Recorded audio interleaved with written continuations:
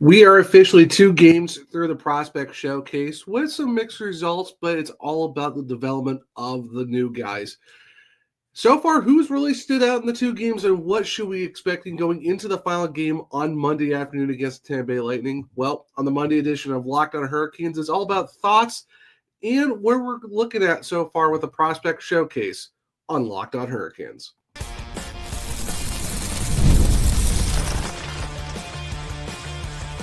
You're Locked On Hurricanes, your daily podcast on the Carolina Hurricanes, part of the Locked On Podcast Network, your team every day. Welcome to the Monday edition of Locked On Hurricanes, your team every day, part of the Locked On Podcast Network. Thank you to the Everydayer for making this your first listen of the day, 5 days a week, Monday through Friday, talking everything about your Carolina Hurricanes. I'm your host, Zach Martin. I'm the credentialed Carolina Hurricanes beat writer over at the Hockey Writers, also the co-host of the Surgecast, which is a weekly Carolina Hurricanes podcast, along with all my duties here at Locked On Hurricanes. Like I said at the top of the show, we're going to be focusing on the prospect showcase. My thoughts on the first 2 games so far, who has really been the standouts of the showcase so far for the Carolina Hurricanes, and then what we're going into the third game on Monday afternoon. Now, right off the top, I apologize if you guys are going to see me drinking a lot. It's tea, just because I'm still getting over a sickness that I had last Thursday going into Friday's show. Been feeling it over the weekend. So if you see me just taking sips of tea, that's just what the deal is right now with these slight pauses and stuff like that. Throat, all that's been kind of crazy. So please bear with me on this. Trying to get over the sickness. It's unlike Disturbs, I'm not down with this one. But like I said, the Carolina Hurricanes, they are 0-1-1 so far in their 2 prospect games, losing both these games 3-2. Now, the one on Friday against the Florida Panthers was a 3-2 loss in a shootout, and then the game on Saturday was losing 3-2 to the Nashville Predators in regulation, with the goal coming in with around 34 seconds left in the game. But there were some good things to take from these games. Now, I want to point this out that what Canes associate general manager and Chicago Wolves GM Derek York said going into the tournament, anytime there's a scoreboard, you're playing to win. And all these players want to make a strong impression, but no one is making the Carolina Hurricanes solely in these games. We're focused on setting growth. We have players who are in different stages of development and are working on different aspects of their games. Some players are coming from junior hockey, so these games will be much tougher as we try to teach them the Hurricanes way. Other players played in the AHL last year. They might be put in a new role as we can see if they can expand their game, which makes a lot of sense. And that's why I feel like when you look at these games, you do want to take away, okay, what are the positives? What are you kind of looking at? Where are these guys kind of developing? Have you seen that growth over the last season, into the offseason and stuff like that, coming into the prospect showcase? And of course, there was the rookie camp a few weeks ago and stuff like that. And this is just to see where guys are at against other teams' rookies. Yeah, you weren't expecting these guys to come in and just blow the doors off and go 3-0 and stuff like that. If they do win Monday's game, then hey, you went 1-1-1. Can't go wrong with that. But it's just to see where guys are at. Like when you look at, let's say, for example, the goaltending, the 2 guys of Kwap and Kaisev, you hopefully, they didn't really have great seasons last year. Hopefully you see maybe there was some growth in the offseason, see if they've gotten better. Of course, we'll talk about it in segment 2. Or you look at guys where you see like a player like Philip Ekberg, played his first year in North America, was in juniors last year with the 67s of Ottawa in the OHL. What does he look like? Ivan Rybkin played in Russia for most of the season, came later on and played for Muskegon in the USHL, didn't win a championship. What does he look like? You're looking at Justin Robidoux, Bradley Nadeau, all these guys that play for the Chicago Wolves. Dominic Bendica plays with Malmo in the SHL, comes over, plays in the American League. So there's a lot of different guys that you're kind of looking at, see where they're at in their progression. And even you get some invitees as well. You only got a couple of them, but you look at guys, like Josh McGregor. What's he going to do? You also got, Giannis Wu, who played, both these guys either played in, they both played in the WHL. One with Swift Current and McGregor, and Madison Hat with Wu. So you have different aspects of these guys seeing where they're at. And so far, I mean, the first game, it's a fill-out process. You want to see how the Hurricanes do. Maybe it was a little bit of a slower start. They had an early goal, got taken away, but they were able to come back and tie it, go and force overtime. Okay, that's what it is. And then you see, you get a shootout, and you lose in the shootout. But hey, it's 3-2. You put up an effort against Florida. Then you look at the game on Saturday. You get 2-1. You're up 1-0. Nashville ties it right away. Carolina scores early in the second period. Now you're up 2-1, and then you go into the period. Okay, third, you're up 2-1. Nashville scores 2 goals, one with 34 seconds left. You lose in regulation, but you win in the skills competition shootout.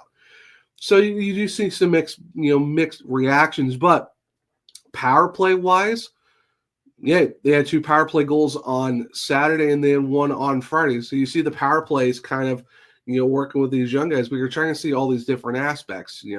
Jonas Wu didn't play in game 1 on Friday. Philip Ekberg, due to precaution, didn't play in game 2. So you see them play with the normal 12-6, and then you see them play 11-7, so a little bit different. Even with the goaltending, you see Kaisev mix in with Nikita Kwap in game 1, then it was Kaisev the entire thing in game 2. So it's, like I said, and Darren York even said it. Yeah, you want to win games because there's a scoreboard. You want to show that you guys can win those games. And I even wrote about it for the article that came out on Sunday following the game 2, loss on Saturday. And I even, what Darren York said. It's about the development and where these guys are at. Yeah, you want to win, but you guys see where they're at. You guys see if they're still progressing along, or there's stuff that needs to be worked on, and look and see where they're at in their coming off whatever league they were playing in 24-25. So yeah, like I said, winning's great. You always want to win, but for tournaments like these, it's just, wait, where are you at? What do we need to work on? Hey, have you shown us the growth that maybe you're farther up the depth chart than we thought you were, because you worked on your game. Maybe you got bigger, you got stronger, you got faster, you developed the skills that we were looking for. So that's kind of think what is kind of the more pressing matter, more than just the wins. It's about just being able to see where you're at. And I think that's kind of the big thing when you look at these tournaments. It's like, it's just, there's no reason to get like, oh, this guy's doing terrible, or, this guy's like, he's not where he needs to be. It just depends on age, what league they're in, where they're at, growing wise, because these guys are still young. You're still talking junior level plays. You're still talking early AHL guys and stuff like that. So guys are going to be in different facets of where they're at with their body size, filling out, speed, skill, all that stuff. So overall, the first 2 games, I'm not really upset. And you really can't be when you're looking at a team that went 0-1 won the first 2 games. You're seeing things that you really need to see. Is the goaltending playing well? Is the guys, are they figuring out the system? Because you got head coach Cam Abbott there for the second time. He coached it for the Chicago Wolves last year. He was the prospect head coach last year for the showcase.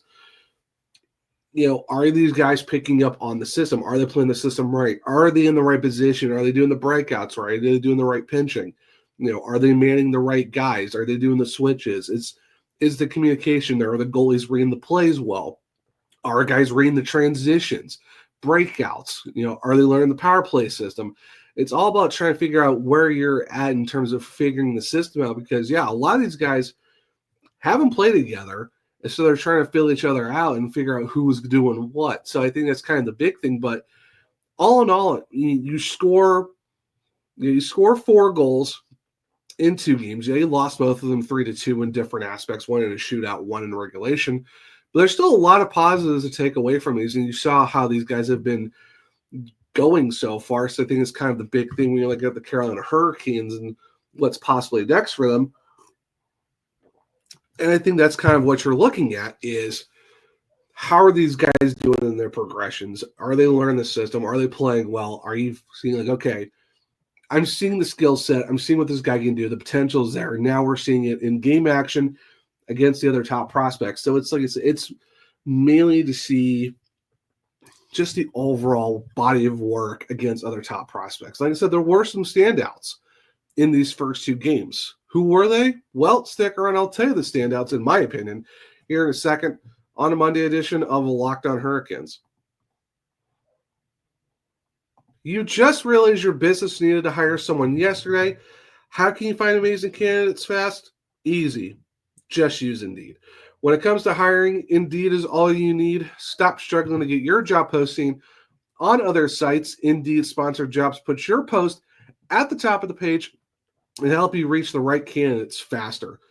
Everyone's been in the spot where you need to hire like yesterday. The pressure's on, and every day with the right person, you're in the setback if you don't have that person you need. That's exactly what Indeed sponsored jobs comes in handy. They make sure that your post is seen by the right candidates right now. So now you can speed up your hiring process with a $75 sponsored job credit. Just go to Indeed.com/lockedon right now and support our show by saying that you heard about Indeed on this podcast. Terms and conditions apply. Hiring, well, Indeed is all you need. Welcome back to segment 2 of Locked On Hurricanes, your team every day. Now, we talk about, my overall thoughts over the first 2 games, what mainly these kind of tournaments are mainly the big key things we need to focus on more than, winning is great, but it's about development. That said, who's been kind of the standouts so far in the first 2 games of the Prospect Showcase for the Kings? It goes without saying, this is kind of no surprise. Bradley Nadeau has really kind of showed himself out. 2 power play goals, 2 games.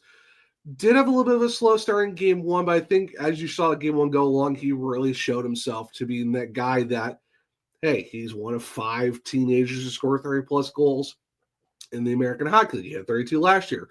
Like I said, back-to-back games, back-to-back, power play goals. He has been, putting in the effort. The shot is still amazing. I know in game 2, he had a wide-open net, missed it on a one-timer. Later on in the period, doesn't make that mistake again, absolutely rips it, scores. At the time, makes it 2-1. Hey, there you go. Now you're playing with house money.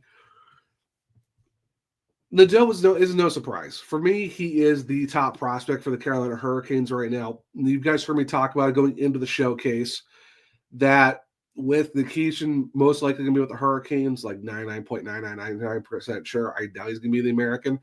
So that means who's that guy that's really the number 1 for the Canes in terms of prospects? It's Bradley Nadeau.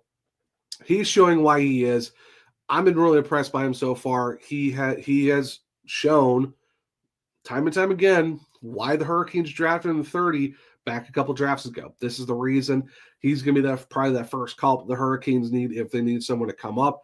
Could it be Ryan Suzuki? Maybe. But if there's someone that they're really looking forward to that really could help the Hurricanes and who's kind of shown that maybe he is ready for the next step, it probably could be Bradley Nadeau. So surprise, he's been absolutely phenomenal for the Carolina Hurricanes. Another guy we got to talk about, Ruslan Kaisev. I was kind of weary of okay, didn't really have a great year with the Chicago Wolves last year. 5-13, goals against wasn't really that great. That save percentage wasn't that great either. We talking about a guy who had a 349 goals against, an 876 save. 20 games with Chicago, only played 1 game in Bloomington in the ECHL, 665 goals against, an 800 save percentage. What does that look like? Well, he's really only given up 4 goals in 2 games. Because he gave up the 1 in regulation against Florida. Nikita Kwap gave up the second one and lost it in the shootout. But then you look at game 2, the goals that the Hurricanes really gave up, you really can't blame on Kaisev because it's a bad turnover kind of leads to a chance. And then you have the first goal is a tip-in goal. Nothing you do about that with a high slot tip-in. Second one's off a bad turnover, and third one's on a turnover that leads to a breakaway. So you're talking about a couple bad turnovers and a high danger, high slot tip. Nothing Ruslan could do with that. But overall, I think Kaisev has been playing really well for the Carolina Hurricanes in this prospect showcase. Like I said, it's 4 goals in 2 games. Mainly it's 1 full game in half of a second. So basically in 1.5 games, he's getting up 4 goals. That's not a bad goals against. Of course, it doesn't, stats don't really count. But the thing is, he came in 6'6", a lanky goalie. Now you see he's actually put on some weight. And he's really kind of filled out that 6'6" frame a little bit more. So you're kind of like, okay, now he's 201 pounds. He's got some heft to him now, and he's actually working on that size. And the thing that's been really impressive, too, is the fact that he plays tall, but he's not giving up a lot of the rebounds. Yeah, I've heard, Matt Soma and Nick over at Canes Prospects, they've talked about it, too. And I kind of agree with them. Like, you look at what he's done in his rebound control compared to what he did last year with Chicago and even Bloomington. The rebound control has been absolutely amazing. You've seen that progression of, like, he's playing taller now. He's kind of filled out his body, but he's not playing tall to give up a bunch of rebounds and giving these guys chances. No, he's getting taller, but he's absorbing the puck more. He's got that rebound control working in his favor where he's not giving the other team second, third chances. If a puck's bouncing off him, it's going the other direction. It's not going anywhere near their guys. It's going to one of, our guys.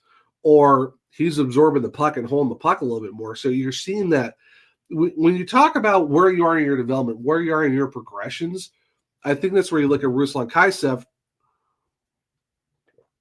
being that guy who's taken that next step of working on his development. And that's I think for me, that's kind of the biggest development arcs we've seen going into this rookie showcase is Kaisev taking that step from last year, like I said, struggling 5-13, goals against the save percentages. Comes into the showcase, and it's kind of showing where the progression's at. So, as of right now, he's technically he could be the fifth goalie in the depth chart in terms of guys that are signed to contracts. Who knows if Ruslan kind of keeps that trajectory going? Who's to see he's not fighting for the fourth goalie spot behind Kane Prima, because it's right now between him and Amir Mivkov. If Kaisev keeps proving how good he is, I would not be surprised if you see him kind of slot his way into the main backup role in Chicago. Then, depending on how it goes down the line, are you talking about number 3 goalie behind Freddie and Piotr? I think that's kind of the main thing you want to see when it comes to something like that. So I definitely say Kaisev is probably one of the bigger surprises that I've seen from camp, and I really like what he's been doing. Dominic Bendica, he's been playing really good too. Kind of did all right with Malmo. You're not talking about a guy who's going to put in a lot of points and stuff like that. Played a few games in Chicago. Then only played 2 games in Chicago. Did all right, but overall, you're seeing he scored a really great goal in game 2. You see the breakout moves. Getting down in the net, pucks on net. He uses his speed, gets in there, gets the shot off, picks up his own rebound, and scores. For the first power play goal of the game, giving the Hurricanes a 1-0 lead on Saturday. His speed,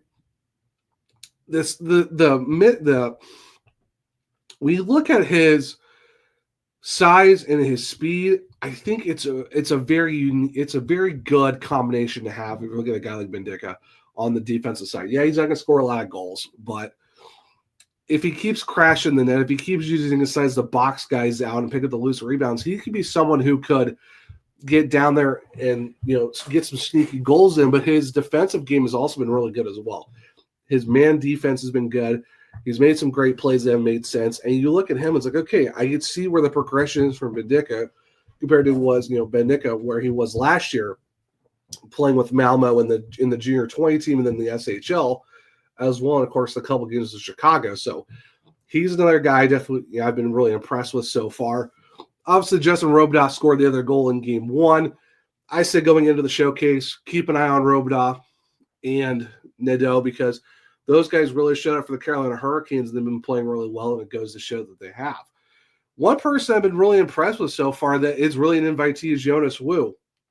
Didn't play in game 1 for the Hurricanes, was the healthy scratch. He comes in for game 2 with Philip Ekberg being for a precaution. And yeah, his defensive game is a little bit raw. He's also 5'9", so he's not one of the tallest defensemen at all for the Carolina Hurricanes. He's actually the shortest defenseman on the team. But the way he's been playing defense has been so good. He's 5'9", 165 out of Winnipeg. Play with Medicine Hat when they won the Memorial Cup. But defense is kind of raw, but he's got some really good speed. Like, there was a couple points where, Nashville trying to get a breakaway. He gets back there, uses his body, breaks up the opportunity. Nashville doesn't get a chance. Later in the game, Nashville's pressuring Carolina in their own zone. He puts his stick right in the passing lane, breaks it up, and then clears it out. It has some really good offensive, opportunities as well. I think for a guy who's just an invitee, he's not under contract for anyone. So if he does suit up for Game 3 on Monday, I think, and if he does really well, who's to say that the Hurricanes might look at Wu and be like, hey, maybe we should get this guy a contract to see what he can do. Yeah, he's on the short side for a defenseman, but he's got some really good speed. He's offensively minded because when you look at what he did for Medicine Hat last year, he had 11 goals and 43 points in 57 games. So he's someone who's got some pretty good offensive side to him, and he's got that speed for it. Yeah, a little bit on the shorter side, he's 165, but no, maybe that's someone to keep an eye on for a while. He's been the biggest surprise for me, at least when it comes to invitees. So it'll definitely be interesting when it comes to that. So all that to be said, Sunday was a team bonding experience. Now Game 3 is on Monday. And what should we expect from Game 3? Well, stick around and I'll talk about it here in a second on a Monday edition of Locked On Hurricanes. The NFL season is here, and FanDuel is making sure you're ready for kickoff with a can't-miss offer. Right now, new customers can bet just $5, and if your bet wins, you'll get $300 in bonus bets to use across the app. It makes every game more exciting, whether you're watching your team or just keeping an eye on your fantasy lineup. It's quick, easy, and the best way to add a little more energy to Sundays. So, are you ready to play? Download the FanDuel app now by visiting FanDuel.com to get started. That's FanDuel.com to place your first $5 bet. Welcome back to segment 3 of Locked On Hurricanes, your team every day. All right, so Hurricanes 0-1 after the first 2 games of the Rookie Showcase. You're going to Game 3. You're playing the host Tampa Bay Lightning. Game's at 3 o'clock Eastern. Obviously, you can find it on the Hurricanes website. You probably can find it on the Tampa Bay Lightning website as well if you're not able to get on the Hurricanes one. There's ways to find the game. Going into this game, I'm curious to see what they're going to do with goaltending because they had Kaisev play the entire game on Saturday in Game 2. Do you see Nikita Quap come in and let him play the whole game, or is it going to be another split game between Kaisev and Quap? It'll be interesting to see what Cam Abbott and the staff does in terms of goaltending. I'm guessing because of the fact that Kaisev is going to be one of the 3 goalies in Chicago, might want to get more ice time for him before Quap goes back over to Germany to play in the German second league. Are you going back to the 12-6 or are you going back to 11-7? I guess depends on what's going on with Phil Beckberg. Haven't really heard anything what's going on with him. It says precaution. I didn't know if anything happened to him in the game on Friday. Hopefully he's back in. If not, then we're probably looking at another 11-7 again. It'll be interesting to see, what they're going to do with those, the extra defensemen and the other forwards as well. Obviously, keep an eye on Robidas and Adele because they've been on the top line together with Felix Unger-Sorum. What are the other guys? What's Gleb Triksov going to do? He's been okay, but I think Triksov still needs to take that next step. I know he was hurt last year, and it seems like you're trying to get him slowly back into it, but I want to see a little bit more of a push out of Triksov because Nadeau scoring goals, but he's not afraid to stand up to someone because, Austin's Weisblatt from Nashville tried to get in his face about something after a little getting caught up behind the Hurricanes. Then he kind of just laughed him off. So Nadeau is not afraid of anyone. Triksov, you kind of want to see a little bit more out of him as well. We did see some early chemistry between Rybkin and Ekberg in Game 1. Those guys had some nice passes that they were working together. They're creating some opportunities. So if Ekberg's back, are we going to see that with those guys? I think Rybkin's been pretty good so far as well. So it's just you're seeing what the high-end prospects can do. You're seeing the guys like a Robidas. You're looking at what a Nadeau can do, what you're expecting from those guys. But now it's like, okay, and even Charles Alexis Legault, I haven't even talked about him yet. He's been really good defensively as well. He's had some offensive opportunities as well. So when you're looking at Legault, when you're looking at, Nadeau, Robidas, you expect those guys to kind of be those dudes. Because I think Alexis Legault is probably the next guy. Legault is going to be probably one of those next defensemen that's coming up for the Carolina Hurricanes with no Scott Morrow. I think Legault is that next defenseman for the Canes, and he's been showing out really well. In particular, and like I said, with Bednicka has been looking really good as well. So, You got really two good defensemen that kind of showing out. What does Jonas Wu do? If he gets the opportunity, does he make more of a case of contract sign? Who knows? But it's good to see that your high-end top prospects are doing what high-end top prospects are doing. Kind of, taking over the game a little bit, having all these opportunities to score goals, and they're cashing in those opportunities. And then you're seeing those guys that you're like, okay, who are the under-the-radar guys? Are they doing what's necessary to make their case? I mean, Tyler Weiss, Raleigh native, he kind of showed out really well. I know right now he has that AHL, ECHL contract with Chicago and Greensboro, but Tyler Weiss has looked very good. Blake Benotti, he's been really showing how good he's been so far. Yeah, he played 7 games with Chicago last year, but he did pretty well at the University of Notre Dame in the Big Ten. 27 points in 38 games, someone to keep an eye on, a right shot center. Maybe Benotti kind of starts making a little bit of a noise. Alexi Himosami had some opportunities. I thought he did really well, defenseman out of Finland, played with Chicago last year. Felix Engersorm, you're trying to see him take those next steps as well, because you've kind of had a feeling that, this is a guy you really want to see play well. So is that, Swedish, Norwegian forward going to do his thing? So there's a lot of like, okay, we're waiting for you to take those next steps. So there's a lot to keep an eye on with all these, your middle of the road guys, wanting to see that those guys take those next steps. Are your high-end guys being those high-end guys, controlling play, making the opportunities, making those passes to their teammates? Are they taking those opportunities to show what they've been doing as well? And even though some guys, you were kind of like, okay, I'm weary. How are they going to be? It's a showcase. You're going up against other top rookies. What's your progression going to look like? So there's a lot of question marks coming into the showcase. And now it's like, okay, this is game 3. This is the last day before.